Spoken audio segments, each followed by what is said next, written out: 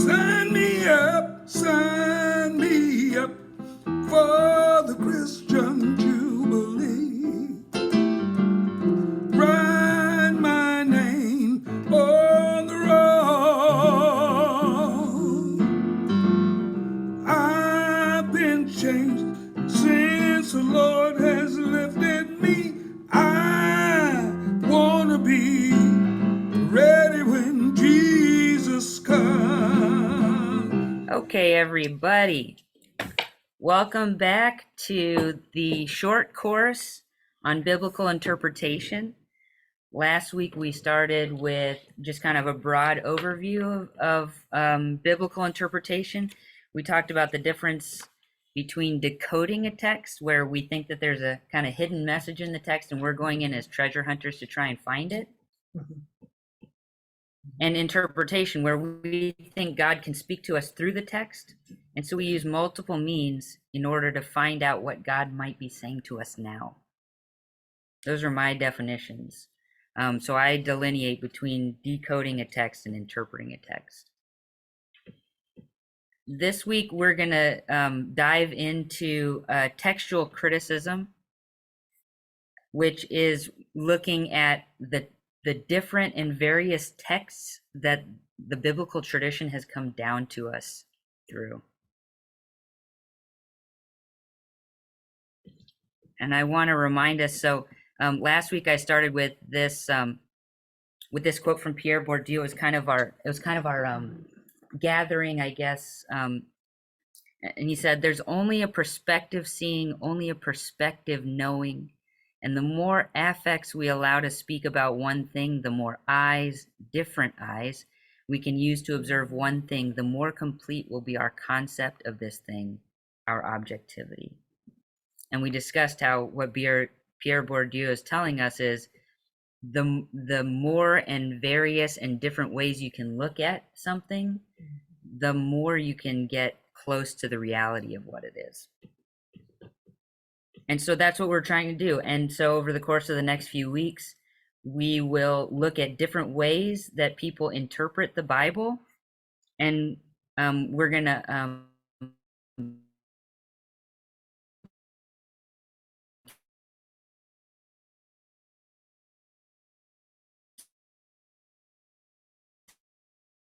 see that when interpretation for that moment in our lives.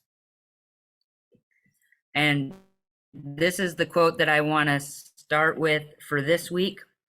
It's a quote from Jesus. It says, "For truly I tell you, until heaven and earth pass away, not one letter, not one stroke of a letter will pass from the law until all is accomplished."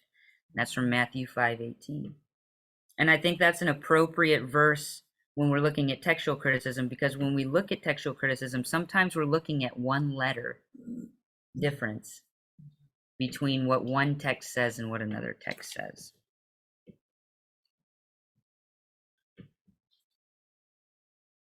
As we did last week, I have some key terms for us that I want to define before we kind of get in, that'll help us be rooted.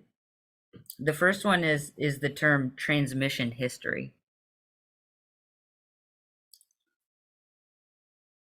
Transmission history is the line of manuscript transmission from one generation to the next. So, for context, in the ancient world, texts had to be copied by scribes. And they had to be copied in order to be dispersed to different communities. This was painstaking work. Corruptions and corrections to the text could occur. Some of these include things like ditography, which means, oops, I accidentally put the same letter twice.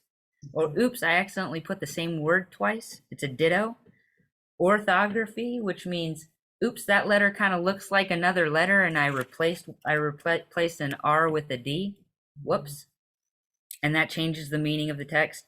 Haplography. Parablepsis, which means actually I was copying down lines, but multiple lines start with the same thing, so I skipped one section. So if you have thus says the Lord, thus says the Lord, thus says the Lord, thus says the Lord, you might skip one when you're copying the text down. And so in that manuscript, there will be a missing part of the text. And then emendation, which is what we're going to spend most of our time on. And emendation are either accidental or purposeful changes to entire words or entire sections. So in this transmission history, there were families of texts. They call them families of texts, and they talk about it in genealogical terms. So in different places, just like we might pass on green eyes or the shape of our nose or broad shoulders or gnarly toes, texts from particular families contain distinctive characteristics, and a lot of times those are mistakes. If one text has a mistake and then you pass that, whatever mistake you made, your grandson's also going to make, because that's his text. So once a mistake is made or a change is made, it gets copied to all the rest of the texts in that family. The next key term is textual witness. So the biblical texts were transmitted in many forms. Until Qumran was discovered, our earliest examples of our current biblical texts were mainly medieval, 10th century and later. We couldn't actually look at any original copy of any of the biblical texts. But since Qumran, there have been other discoveries. So Qumran, those texts were written between the 3rd century BCE and 70 CE. That's the fall of the temple, when Qumran was destroyed by the Romans. The texts were hidden in pots, in caves in the Judean desert.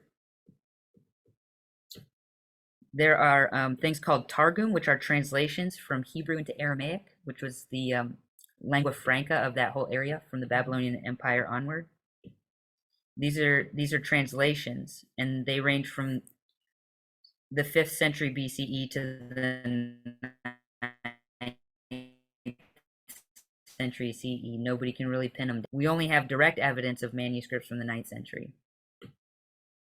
But because of the way that people use them, tell that they were in existence pretty early on. There are texts at Masada, which is also 5 CE. That Owadi is like a dried out river. The Septuagint, which is the first Greek translation, is from the 3rd century BCE, thereabouts. We also have a Syriac, which is a translation into Syrian Aramaic. That's the 1st century. And you don't have to write all these down, but Origen's Hexapla is from the 3rd century of the Common Era. Jerome's Vulgate from the 5th century. That's the first Latin version of the text. And then we have the Masoretic Texts, which is what our Hebrew Bible is based on. And those began around 600 and went all the way to about 1200 CE, where they actually, you look at the Hebrew text, and basically through all versions, whether it's in Russia, whether it's in Spain, they all show basically the same Hebrew text. They also added vocalizations to those. So then what we get things like Leningrad Codex, we get Aleppo Codex, which is now in Jerusalem. The Sonsino Bible was the first one that had the entirety of the Bible, every single book. And that's which one? That's the Sonsino, Soncino Bible, 1488 of the Common Era. The Naples Bible was 1491. And then there's something, it's called the Complutensian Polyglot, which is 1514 CE, which actually brought together different languages. So Hebrew, Greek, Latin, and they put them next to each other. And then of course we have our everyday ones, were like the NIV, the NRSV, the KJV, all those come next. So those are all what we call all of those textual witnesses. So you can see the varied. So if you want to say, if you want to look at a particular passage of text, you might look at dozens of these, and each one of these has their own family of texts that are copied from them. So we're talking about hundreds and hundreds of textual witnesses. So the next key term is canonization. Also, I say sanctity here because canonization and sanctity aren't the same things. So canonization is, when did we decide that these books belong and these books don't belong? Sanctity means, when did we decide that these were the word of God? Because those are different. You could have an authoritative canon. So think of the Western canon of Greek literature.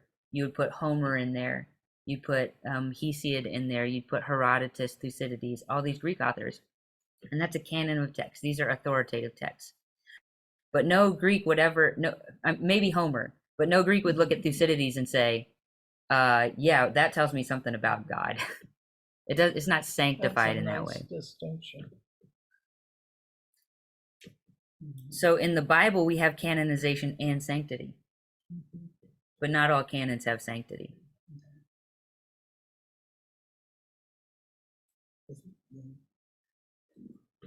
The interesting thing for canonization is it's clear from all the textual witnesses that we have that the original scrolls of biblical material were collected and they were very important, but it wasn't until very late that they received any kind of sacred status. The kind of sacred status that Jesus declared above, where he said, not one letter, not one stroke would be removed from the law. That quote shows us that at Jesus's time period, Jesus considered the biblical books to be sanctified. Okay? Before that, it's not necessarily the case. And how do we know that? They were certainly authoritative because lots of people were copying them, but the different textual witnesses and versions show that early scribes felt free to modify or correct or even augment the texts from other sources, which means you don't modify or correct or augment a sanctified text. You don't change it. The whole idea is that it stays the same. And yet the early scribes felt free to make all kinds of modifications. So an easy example of this is the difference between Zion and Mount Gerizim as the holy mountain in the Masoretic and Samaritan texts. So the Masoretic text is our Hebrew Bible text. And of course, in our Hebrew Bible, Zion is the holy mountain. But in the Samaritan Pentateuch, they only have the first 5 books of the Hebrew, not the Hebrew Bible. The Samaritan Bible only has the first 5 books: Genesis, Exodus, Leviticus, Numbers, Deuteronomy. Everything else they say is anathema. It was a late invention. But they make Mount Gerizim, which is in Samaria, the holy mountain. And so we see that they or the people who are writing Hebrew Bible, one of the two groups, felt free to make that change. We'll talk a little bit more about this in the Explore section. But what really needs to be said is that the texts, especially early on, were malleable. They weren't set in stone like the 10 Commandments. So where we might, this leads to this next key term, which is Ketiv Kareh.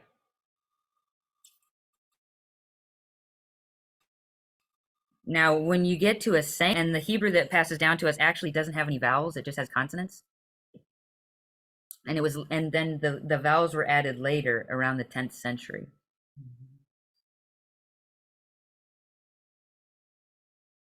So the vowels were added. Written. What's written? So what are the consonants that are written? Kareh means, what does it sound like? So a Ketiv Kareh is, there are certain points, and I meant to get a picture of this in the book and I didn't. When you look, there will be you'll be translating the Hebrew, and it'll all be vocalized with vowels, and then you'll get to a word that doesn't have any vowels, and the word next to it looks exactly the same, but it does have vowels. And that's because when they were adding the vowels in, they didn't want to change the consonants. Not one letter, not one stroke of the law will be changed, right? It's a sanctified text. So, but so they kept the consonants, but the vowels were added later, and so they could point it with the vowels to make it make sense, if that makes sense. So I'm trying to think of what this might be in English if we did something like that, where the consonants stayed the same, but the vowels changed and it changed to what the word looked like. So it might be something like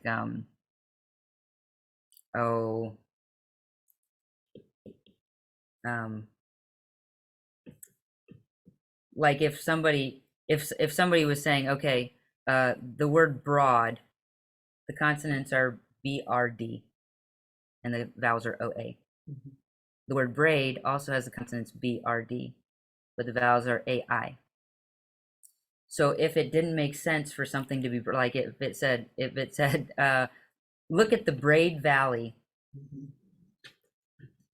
and the scribe came in and said, well, I can't change the BRD, but obviously it means Broad Valley, so I can change the vowels. And that the reason that shows us it's a sanctified text is because you're not supposed to change the consonants, and the vowels as a later system you can mess with a little bit.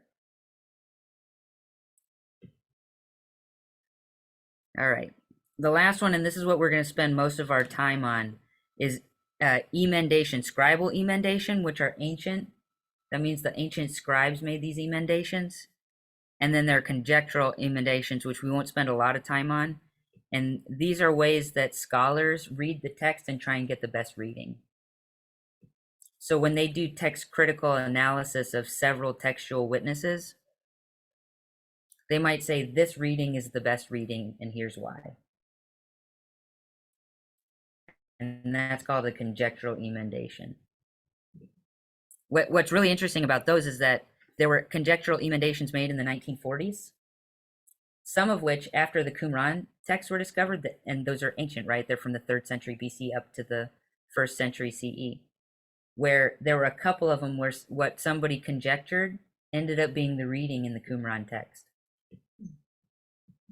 which shows you that some scholars are pretty smart or lucky. So an emendation, just simply put, it's a change made to the text either purposefully or accidentally. It differ the ancient scribal emendation types are things like contextual, linguistic, or parallels in cognate languages or meter. Conjectural emendations are made that, sorry, I misspoke. These are the conjectural emendations. So sometimes a modern scholar will make a context change or a linguistic change, or they'll look at a parallel text, or they'll look at the meter.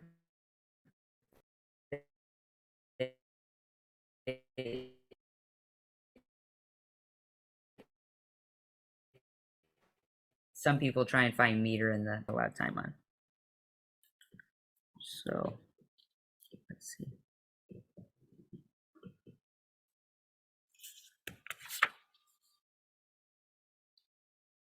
Okay, when things got copied, as we talked about, changes happen, right? Some accidental, some purposeful.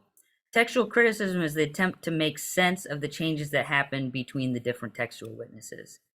The main goal of textual criticism is to provide the best possible reading of the sometimes original text, or some people say archetypal text.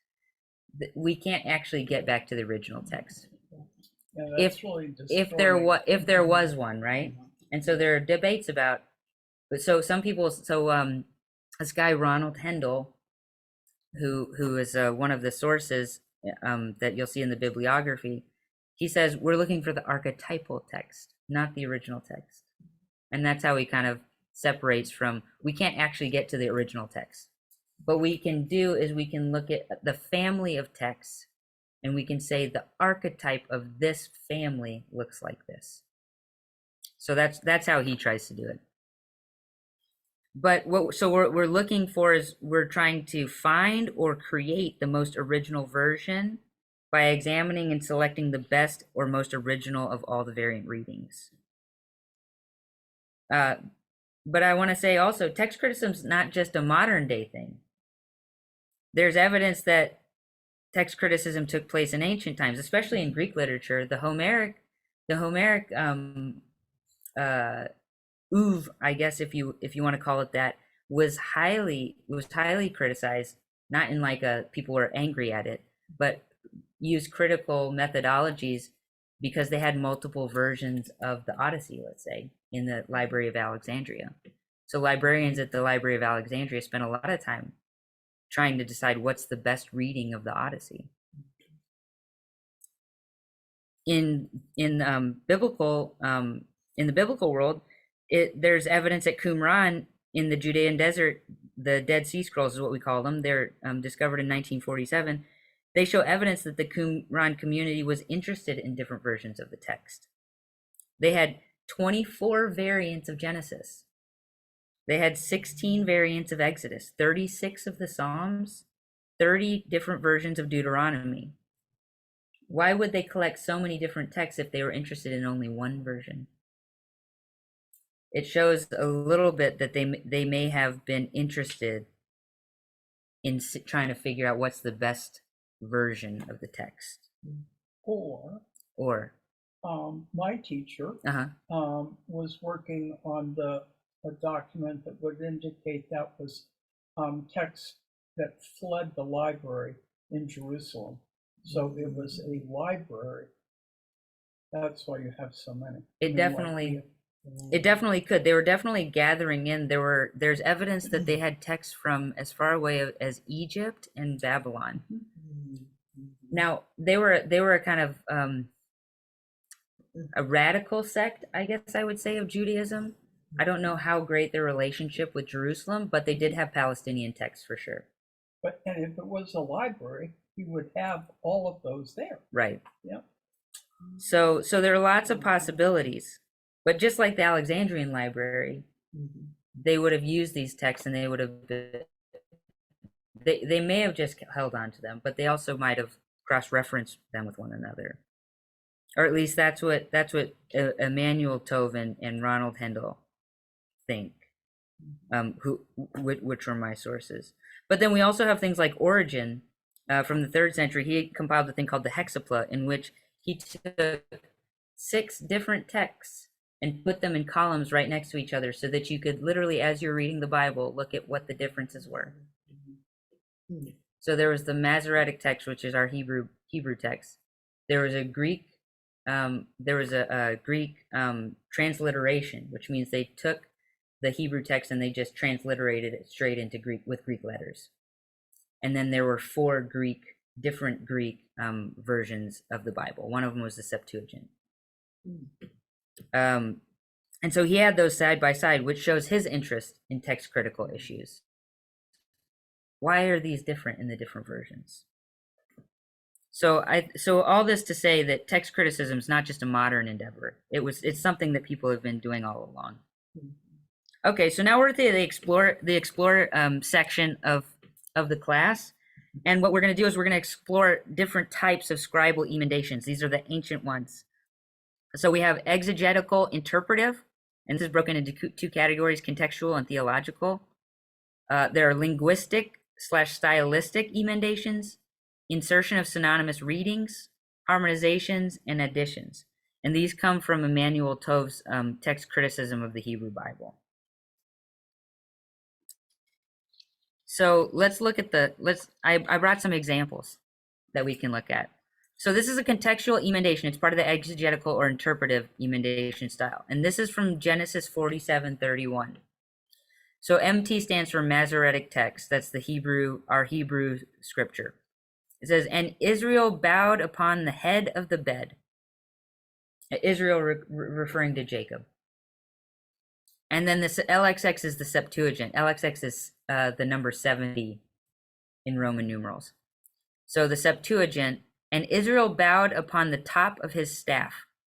So I highlighted the main differences in red because head and top are the same word. So here's the difference, and here's what happened. Mitah is the word for bed. Mate is the word for staff. So you see how they're similar? Even in English, they look similar. But in Hebrew, and of course, The Septuagint wouldn't have been in Hebrew, but the text it was using was in Hebrew. So this shows that the text it had was using the word mate. The mistake is that the scribe translated it correctly in Genesis 48:2 later. It said mitah, it used bed.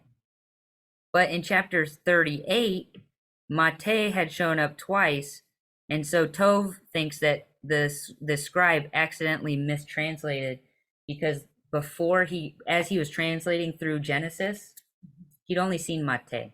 He hadn't seen mitah yet, and so he just transposed it incorrectly. And remember, we're talking about a language that is using just they just had a consonantal text, no vowels. So mtth and mtth are the same. And they wouldn't have had the vowels in there at all. So it's a mistranslation or a misunderstanding.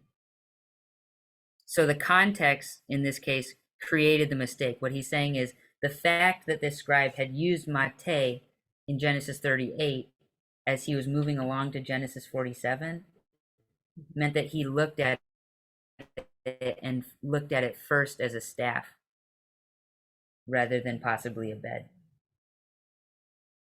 So that's a contextual one. The theological ones, these are fun. I had lots of examples, but I just chose one for time's sake. So again, MT, Masoretic Text. Why did you despise the word of the Lord by doing what is evil in his eyes? From 2 Samuel 12:9. But other sources from Qumran say, why did you despise the Lord by doing what is evil in his eyes?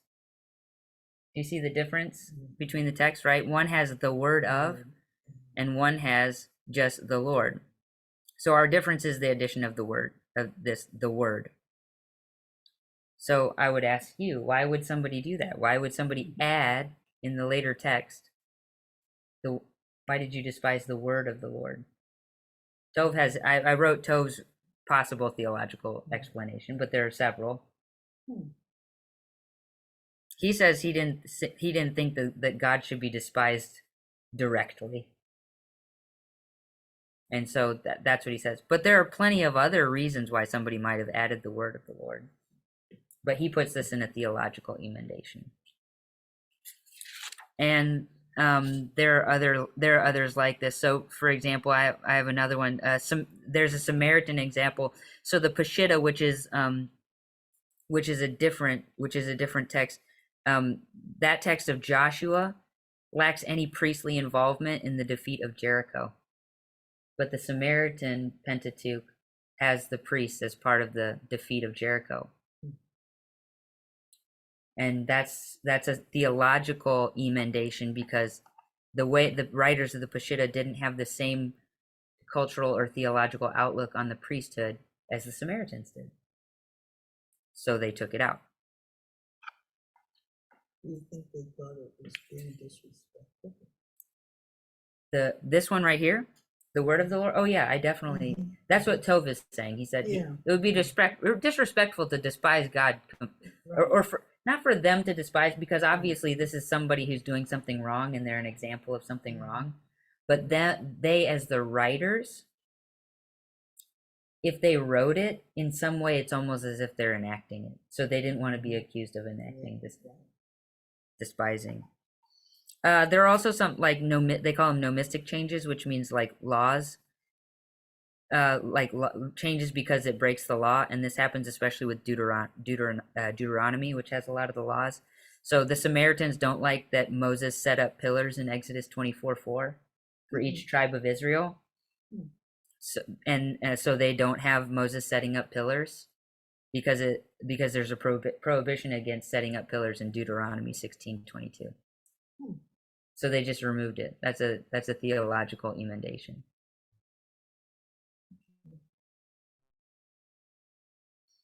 All right, so the linguistic and stylistic. Thanks for hanging with me. I think this is out of all the methodologies is probably the most technical. So my example for this is Isaiah 13:10.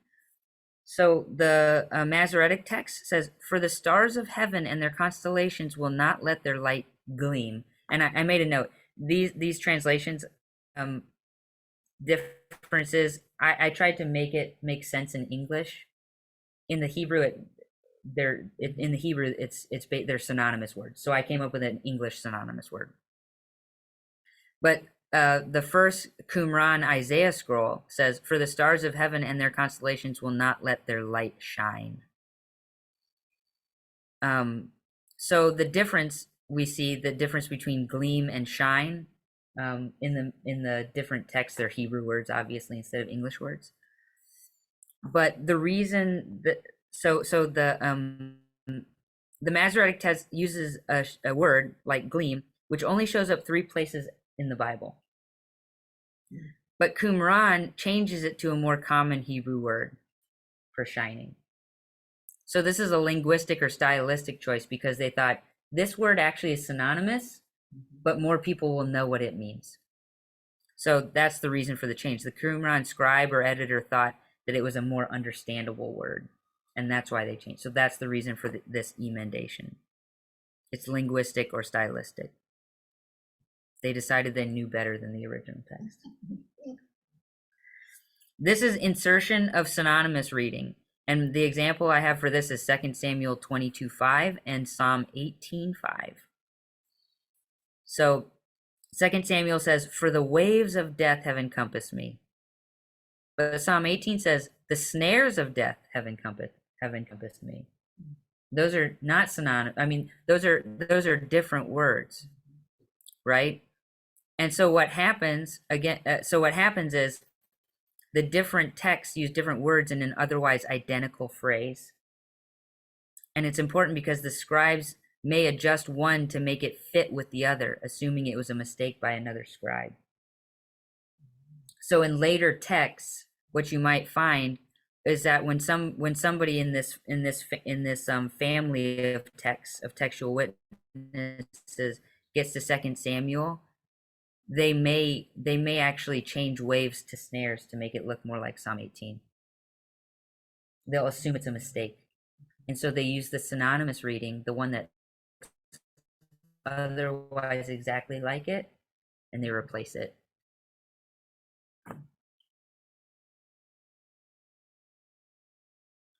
And then the last one, no, there are 2 more. Harmonization, and my example for harmonization is Isaiah 1:15. So the Masoretic text says, "Your hands are stained with crime." But first Qumran Isaiah scroll says, "Your hands are stained with crime, your fingers with iniquity." And we know from the Psalms, right, that Hebrew loves a doublet, right? It loves to add a little bit of emphasis by giving you it a little bit of a different way. The difference, the Qumran text adds "your fingers with iniquity" in order to harmonize it with Isaiah 59:3, which uses the same "your hands are stained with crime" phrase. So we're looking at Isaiah 1:15, but Isaiah 59:3 uses the same thing but adds the second phrase. So the editor thought that the earlier scribe had dropped part of the line, maybe from parablepsis, right, where they skip a little bit of the line and accidentally leave out a big chunk.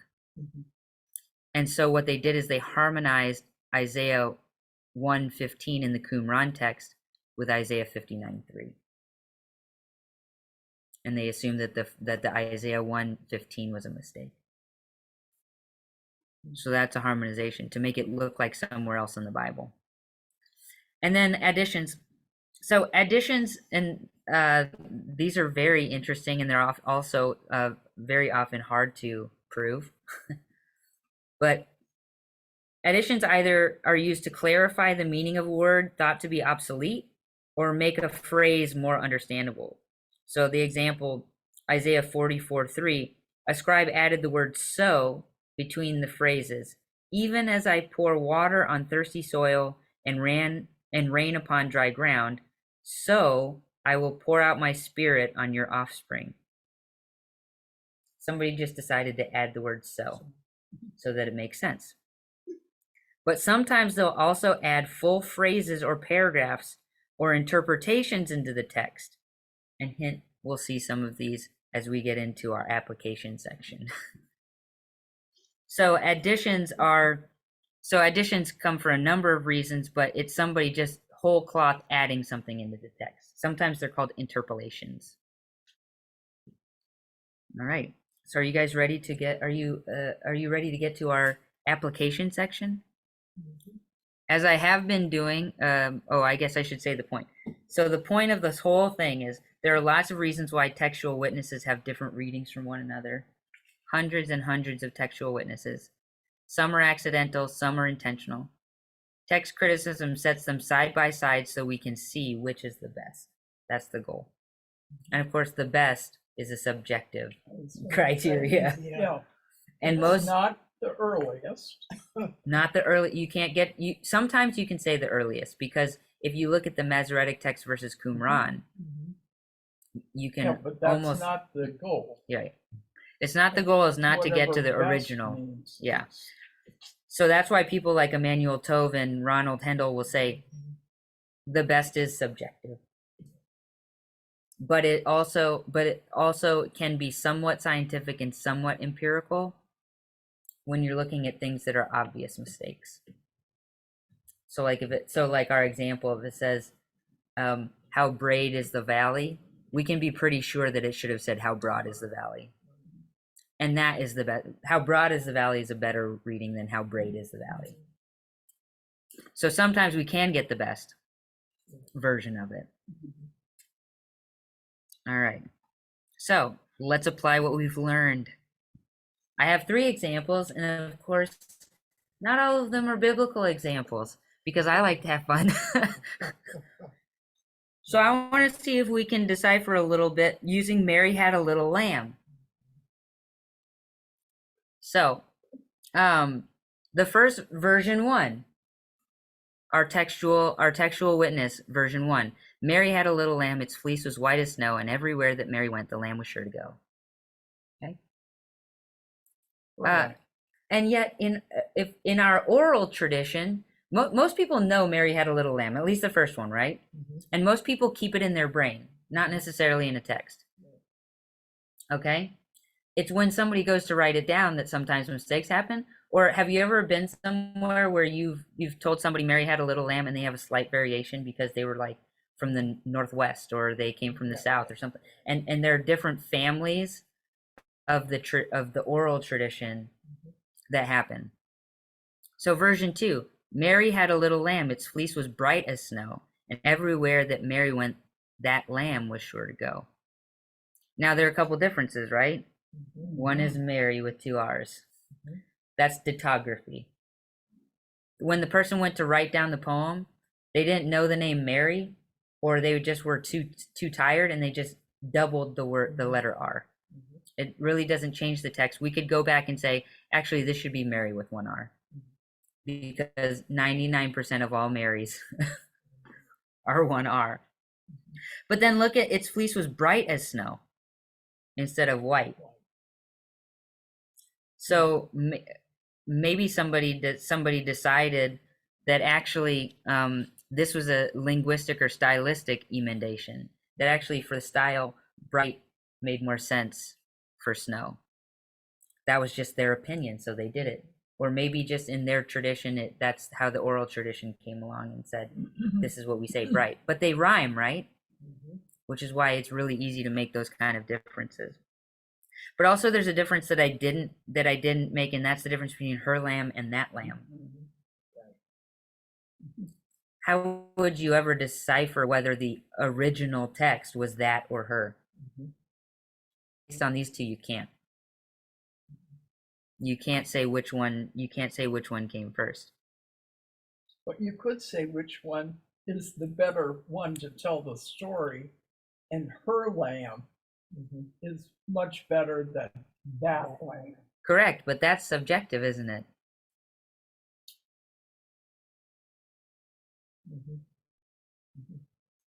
We've then decided which one was best. But we have a reason for it, right? So we have a reason to say actually her lamb is shows a lot more relationship. So it feels because just any other lamb may not have followed it. Right. Yeah, she has a little lamb. Yeah. Yeah. How about this one?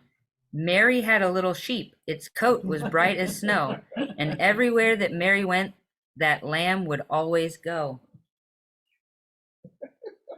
Okay. Woo.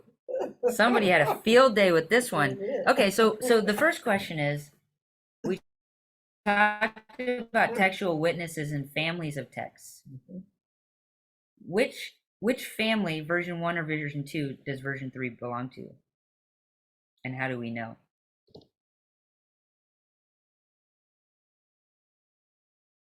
Which version 3 was copied from which? Are close together. Correct. So if we're looking at these texts and we see Mary with 2 R's. First clue. That once Mary with 2 R's gets in the text, every other copy would also have Mary with 2 R's. So that tells you that we're in a family, or possibly in a family. We also have bright as snow, right? That lamb. But now we have a coat rather than fleece. This person decided that actually fleece was an ancient term that nobody knew, and they thought coat was way better. So they changed it to coat. It doesn't sound like fleece at all. So you can tell it was an intentional change, that somebody felt this is not a sacred text, so it can be changed, and I can make it make more sense. And then would always go, right? And that also, it could be a harmonization with it. If we had a longer poem, we could say, oh, well, they use the subjunctive a lot, or something like that. Or we could say it's an insertion of a synonymous reading if we had a similar phrase in another poem that was part of the canon. But this one probably is just a stylistic change. The person didn't like was sure to go, preferred always. So do you see how version 3 actually would be a second copy in the family of version 2 rather than version 1? How about these? Mary, who is the mother of Jesus, had a little lamb, which is a type of sheep. Its fleece, which is the downy hair that covers its body, was white as snow, and everywhere that Mary went, her lamb was sure to go. So this version, is it closer to version 1 or version 2? I'll go back so you can see. Is it closer to version 1 or version 2?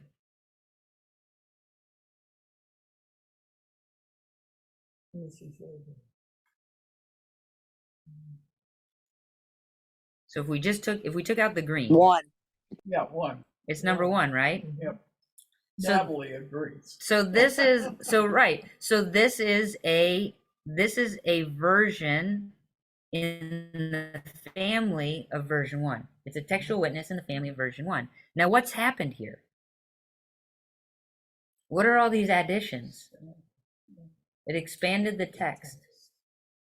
It's exegetical, right? It's explaining who Mary is, just in case you didn't know. It's explaining what a lamb is, because we had those other ones that just changed it from lamb to sheep.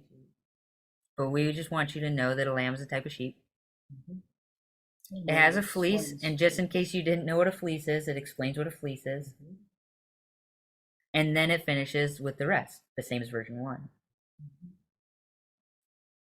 This is an addition. And you might think this is silly, but I'm going to show you how this works in the Bible. All right. How about the last one? Mary had a little lamb, its fleece was black as coal, and everywhere that Mary went, the lamb was sure to go. And when the class began to sing, the lamb joined in a bit. It bleated out a happy tune, and Mary smiled with glee. For though her lamb was different, it was special, don't you see? So let us learn from Mary's lamb and embrace our differences too, for when we accept each other, amazing things can ensue. I didn't make this up. I found it on the internet. Did you really? I did. I found it on the internet. And also, so this last part in green, quite a lot of it actually is very similar to the rest of the Mary Had a Little Lamb poem, which I didn't add in because there's too much space. But there are a couple differences, and I'll point out. But the first one we see is Black as coal. black as coal. Now, can we decide what kind of emendation that is?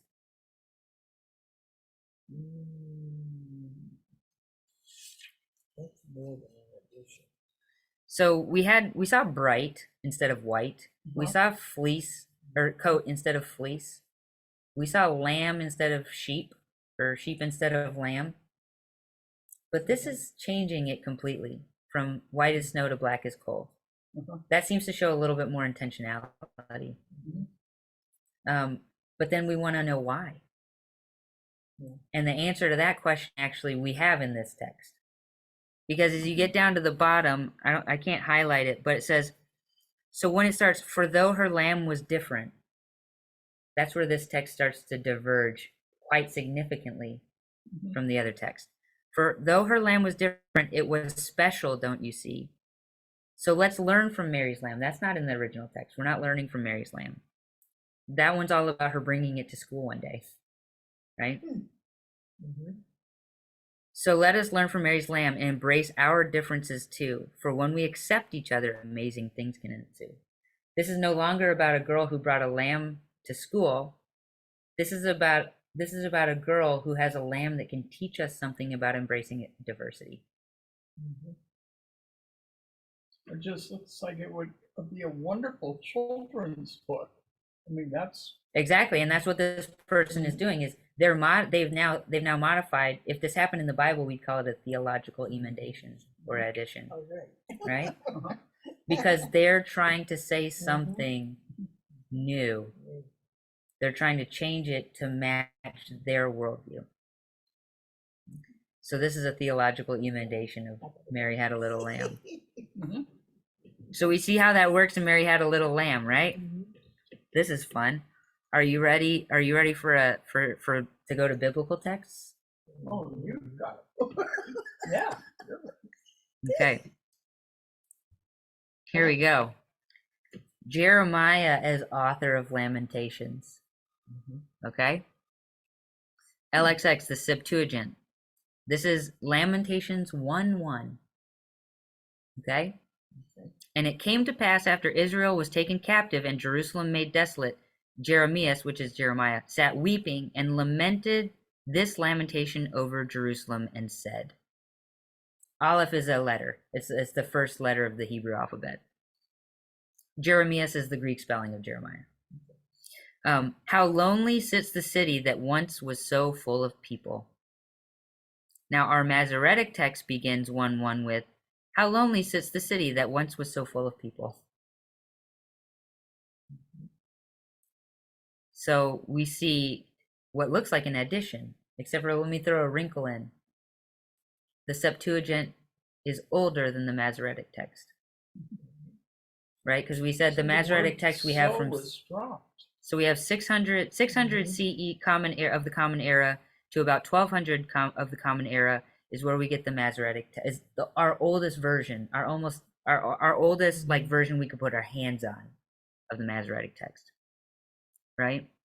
And the Septuagint, we know from sources that dates back to the 3rd century BCE. So, can we say that it's an addition? What if the Septuagint had something in the Masoretic text decided they didn't want to have Jeremiah as the author, so they dropped it? It'd be weird, I guess, because all the rabbis attributed Jeremiah as the author of Lamentations. So it would be weird for them to drop it, but it's possible.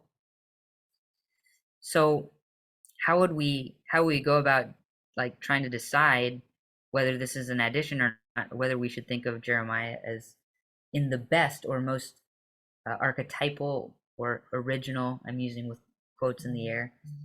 How do we decide what's the best reading of this? Audio, how it sounds. How it sounds? Okay. Say more. Well, I don't know how to translate that into Hebrew, but I would think the so has a rhythm to it. Okay, there's the rhythm. like what you do when you preach. Uh-huh. So full of people rather than full of people. So full Oh, of yeah. people. So yeah, so that It can, makes the yeah. emphasis of Yeah. So full. But how about that? How about the Jeremiah authorship part? What about this whole 3 lines of text that doesn't show up in the other text? Oh, I see. Because I didn't know that. because so full of people, yeah, it could just be an right. If we could have our kind of our emendation, right, which is an insertion, right? But how do we decide whether we should have this first 3 lines in our version of Lamentations or not?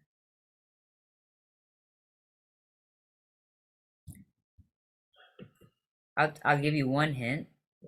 The Book of Lamentations as a poem, the 5 books are they're called acrostics, which means that every section head begins with consecutive letters in the alphabet.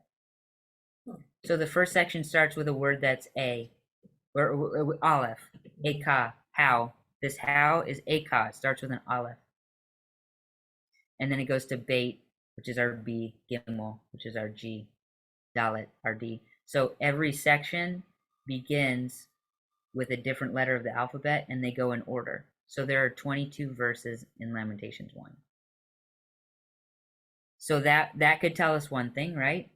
That this looks like a heading, because it wouldn't have been original to the poem, because the poem has a specific structure that this violates.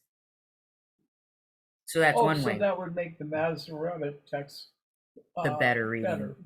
The better reading, or the more original reading. But also we can go one step further, because we discovered Qumran in 1947. We discovered the Qumran Scrolls. And what does Qumran Scroll? This is 4Q 111, or 4Q 111 of Lamentations, and that one says, "How solitary the city sits that was full of people." And so this text that we know is from the first or second century BCE, physical copy, directly from the 1st or 2nd century BCE, found in a clay jar, does not have the attribution of Jeremiah as the author of Lamentations before the poem starts. So that would be based on the witness. So this is the third textual witness, shows us that actually there's a preferred reading among the 2 that we just discussed. Because did they really know who wrote Lamentations? No. But everybody from the Septuagint on attributed Lamentations to Jeremiah. It doesn't really have the same theology as Jeremiah. Slightly, there's some overlaps, but there are overlaps between what I think and what a Roman Catholic priest thinks, and what a Lutheran priest or pastor thinks, and what a non-denominational pastor thinks. We have overlaps, but we don't have the same theology, right? So just because there are some similarities in theology doesn't mean they're the same theological understanding. So Lamentations is different enough from Jeremiah that it's most likely that it's not. But it serves people well to think of it as Jeremiah, because he was a prophet who lived during the destruction of Jerusalem. Lamentations is about the temple of Jerusalem, the destruction of Jerusalem. 2 Chronicles 35, I think verse 25, has a reference to Jeremiah and says that he lamented over the city. And so people said, oh, a lament, and we have a book called Lamentations. Must be the same thing. So those are reasons why Jeremiah is seen as the author of Lamentations, and it helps with the interpretation if you have an author. Okay, here's our last example, and we have 5 minutes till the hour's up, and this might take a little bit longer because now we've started with a couple simple-ish. This one's going to be crazy. All right? This is exegesis. This is the case of the Targums as textual witnesses to the Bible. It's just really interesting. It's not that super complicated, but so Masoretic text for Genesis 49:10 through 12. We're introducing the 12 tribes of Israel and saying something about them. And this is the the 3 verses about Judah. After whom, of course, the whole region is named, right? And in the Persian period, the province was known as Judah or Jehudah, right? Jerusalem's in Judah. And so Judah became one of the most important of the fathers of the tribes. So, the Masoretic Text, the scepter shall not depart from Judah, nor the ruler's staff from between his feet, until tribute comes to him, and the obedience of the peoples is his. So that's our Hebrew Bible. The Targum, as we discussed earlier, are Aramaic translations. But unlike the Septuagint, which pretty much faithfully translates from its Hebrew source and doesn't add a lot, the Targums are notorious for inventing, adding, and making exegesis part of their translation. So for Targum, I would put translation in quotation marks. Mm-hmm. This shows that the text may have been authoritative, but it didn't have sacred status where they didn't feel like they could change it. So let's look at this is Targum Jonathan, which is from Palestine. This is the Targum, the Aramaic translation that was circulating in Palestine. It says, "Kings shall not cease, nor rulers from the house of Judah." So already we see we've changed scepter, which is a poetic term, to the literal term kings.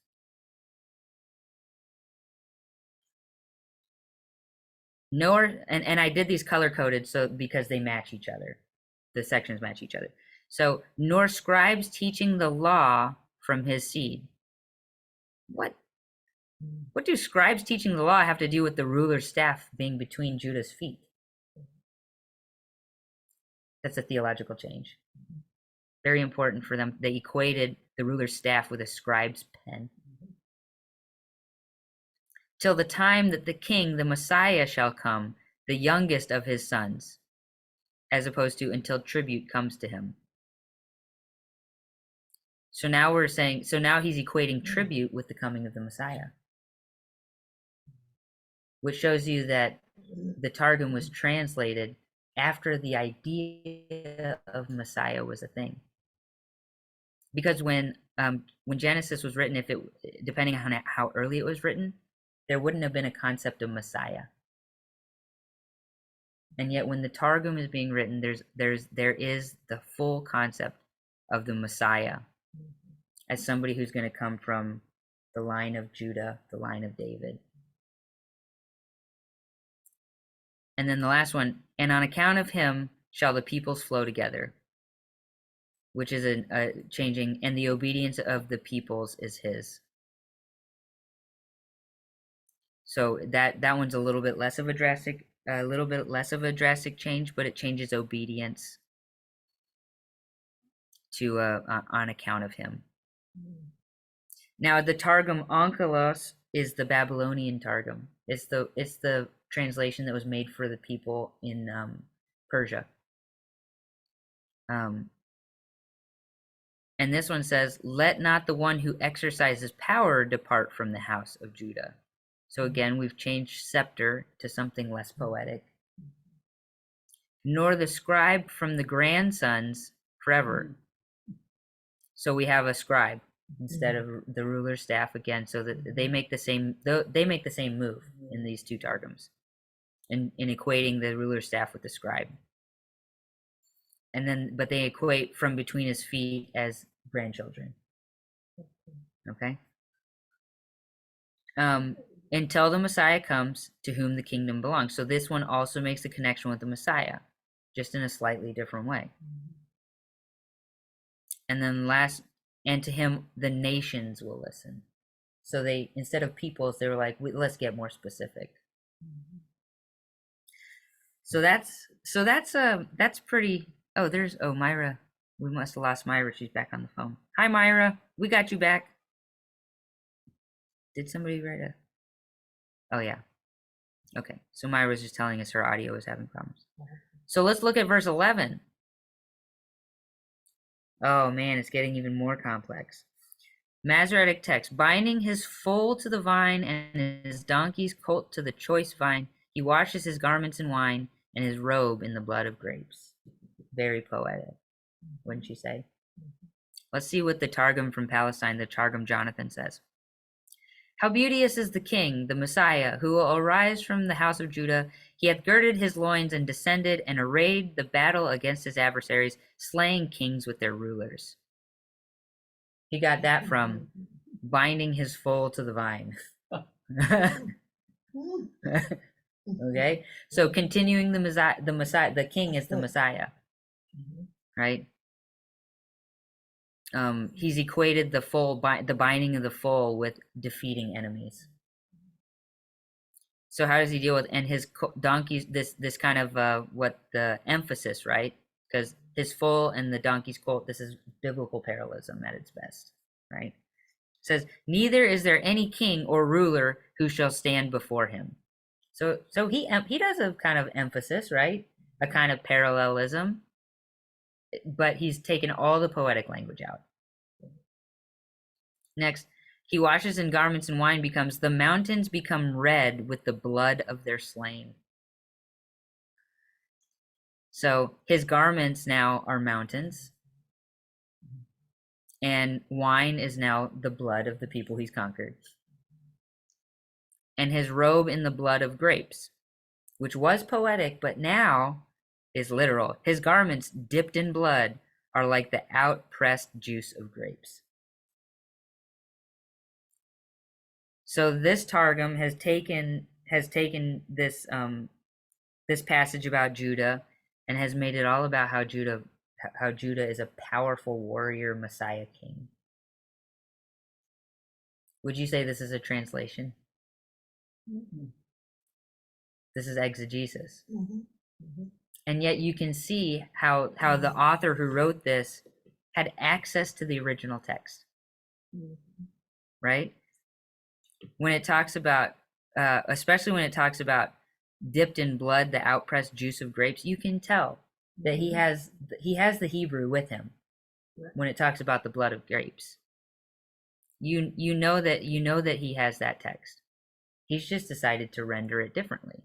So look at the Targum Onkelos, which uses the same process. He will bring Israel from all around to his city, the nation who will build his temple. Okay, so that's, again, we're still talking about a Messiah, probably the Messiah that he mentioned in the last verse. And then he goes, the righteous will congregate around the Messiah, and those who engage in Torah study or will study with him. So this is about the binding, right? The binding now is about the temple being bound and built in the sacred city, and the binding of the righteous through the study of Torah. And then as far as the garments, may his garments be of fine purple cloth, right? Mm-hmm. Which is a kind of less poetic version of he washes his garments in wine, right?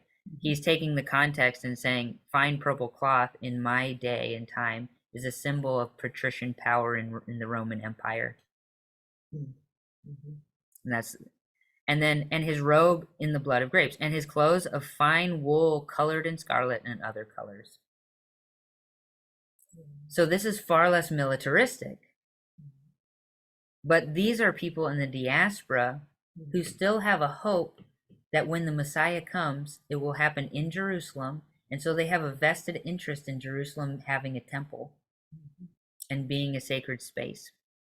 And since they're so far away from Jerusalem, and they're in the relative security of the empire, theirs is more about a messianic hope. And so they use these kind of kingly purple robes and scarlet wool to describe this messianic figure in positive terms.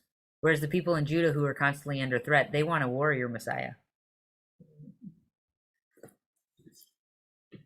All right, the last verse. So, and this is all about Judah, right? So this is in Genesis 49, which is supposed to have been written before the exile, before the fall of the first temple, before the exile to Babylon. And yet here we have these obvious references to the current day in their version of Genesis 49.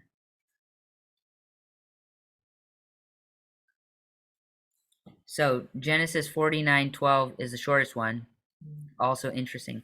His eyes are darker than wine, and his teeth whiter than milk. And the Targum Jonathan says, "How beautiful are the eyes of the King Messiah, as the pure wine. He cannot look upon what is unclean, nor on the shedding of the blood of the innocent." So again, we can see that he's got the Hebrew text in front of him. He's using some of the symbols.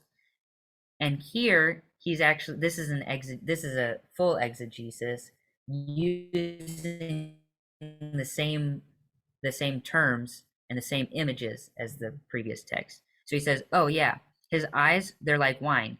And what that means is, remember when I did that kind of silly one where I said Mary, who's the mother of Jesus, had a little lamb, which is a type of sheep. That's this type of addition, where he's saying, let me explain to you what it means to have eyes that are like wine. It means that he can't look on the spilling of innocent blood. And his teeth whiter than milk. His teeth are purer than milk, cannot eat that which is stolen or torn, and therefore his mountains are red with wine, and his hills white with corn, and with the coats of flocks. So here he has the same parallel. So he parallels the eyes with the teeth, just like the first one. He parallels the wine with the milk, the darkness with the whiteness. And he takes all of that and he just explains it for his audience. And then the Targum Ankla says, his mountains will become red with his vineyards, his wine presses will be flowing with wine. His valleys will appear white from the abundance of grain and sheep. And so you can see how we have this messianic figure who's the kind of kingly one from the Targum Onkelos out of the line of Judah. He's continuing that, talking about the wealth. So his wealth is not just his purple robes, but we can use this imagery from the original Hebrew text, and we can expound it a little bit to talk about his wealth. And so that's why I call these targums, we talk about them as exegetical. They're not really translations. They further explain. Right. They either contextualize, right, or they say, actually, I have this text that's about Judah, and I know Judah is the line that David came from, and I know David is the line that they expected Messiah is coming from. Let me use this as an opportunity to pull the Messiah back into the Genesis, this early text about the patriarchs. So they're like little homilies. Yes. Yeah. That's precisely. That I would say that's precisely. Or they may have come from homilies and then made their way into the text. Yeah.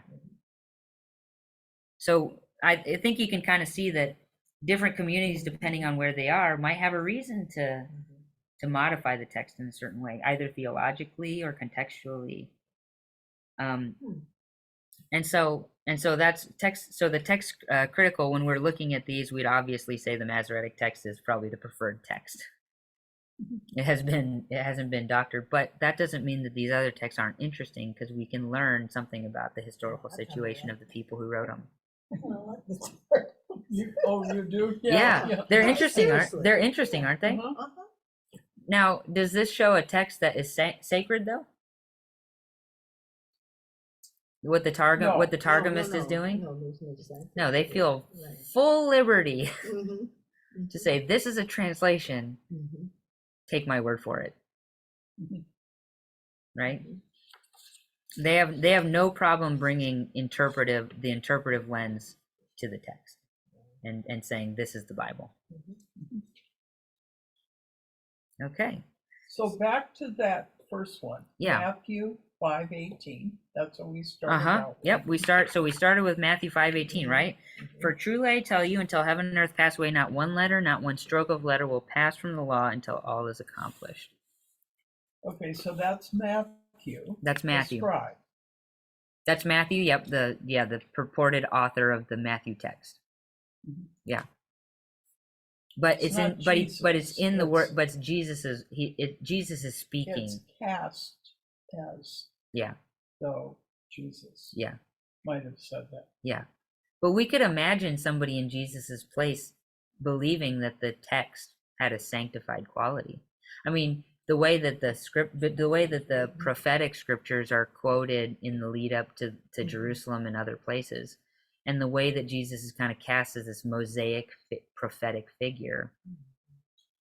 Yeah, so this is from the Sermon on the Mount, where you're getting all of that interpretation Right. of "You've heard it said, but I say to you." Right. You've heard it said, I say to you. It's Not Jesus' a jot Sinai, or right? tittle Yeah. shall be. Yeah. It's within the economy of that sermon. Correct. Extended sermon. Yeah. Because he in that part he's modifying. He's saying, yeah, when he says you've heard it said, but I say, he is then extending he's extending these, like the 10 Commandments, right? Thou shalt not murder, but I say, if you have thought ill of somebody in your heart, or murdered somebody in your heart, it's just what bad. becomes the rabbinic tradition of commentary on that. Right. Or yeah, and Jesus would have been parallel in some ways to what was happening in the rabbinic. It's Matthew. Well, right, Matthew. But we could equally imagine imagine that Jesus was doing. No, you can. Yeah. But Yeah. by doing that, it gives it a kind of authority. Yeah. That we can give it. Yeah. Or we can raise questions about the authority. Correct. Okay. Yeah, correct. Well, I guess what I would say is there's no question Jesus was interpreting the text that he had. Now, whether we got that exactly verbatim in the Gospels without any kind of them adding anything, that's doubtful. But even the way that they organize the stories in the Gospels shows you how they're shaping Jesus's ministry into what they believe is a coherent or the best version, right? Even Luke says, many people have written, I'm setting down an orderly account.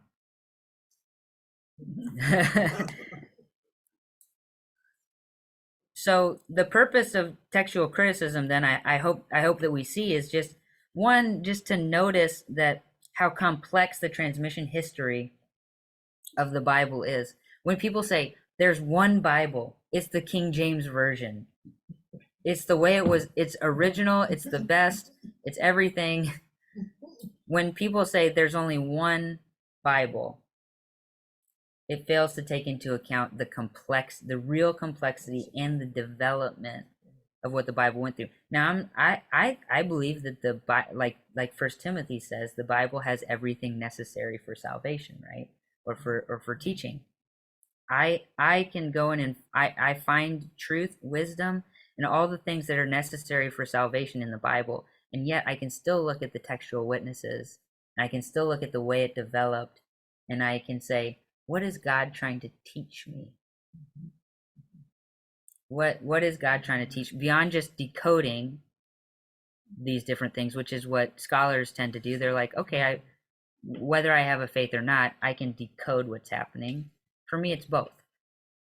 We can decode what's happening. We can also learn things. I'm at a point where I certainly want to affirm the holiness of the text, because every claim that Scripture makes, it corrects. That's what makes it holy. And when you start at that point, right, then you're open to one of the people you cited. The more ways we can look at something. Yeah. But that's what makes it holy for me. Every claim it makes, it corrects. Yeah. And here's another question. What if you staked your entire claim of salvation on a grammatical error? Yeah. Well, yeah. You know, I mean, I say that flippantly. Yeah. But for people who are sola scriptura, there's only one way to read the Bible. This is it. There are so many grammatical mistakes in the Masoretic text of the Bible, and in the New Testament. The similar processes happen in the New Testament. Metzger is the one who does the best text critical study of the New Testament. There are variations in the New Testament, and some of them could change the entire way that you see a verse.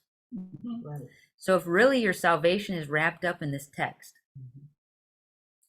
you would want to have the best possible text. Because if your salvation depends on it, and Jesus said, but, that could change a lot of things. And you could get up to heaven someday in that worldview, and Jesus would look at you and said, but actually the text said but. Anyway, I hope we had a good, interesting time tonight. I should say. And I hope at the end that these examples, we were able to put them in practice and make this all make sense.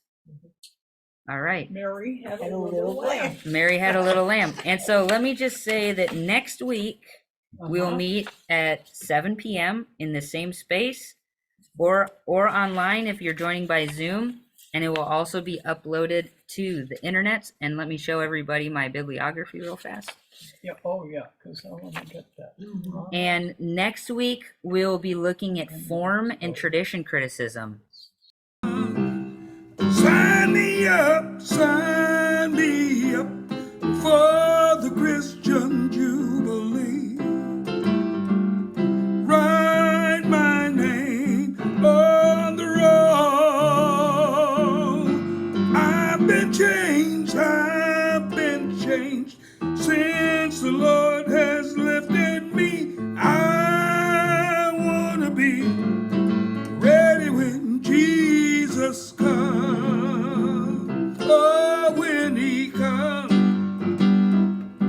oh, the trumpets will sound loud when my Jesus comes. Oh, the saints in Christ shall rise. I've been changed since the Lord has lifted me. I want to be ready when Jesus comes.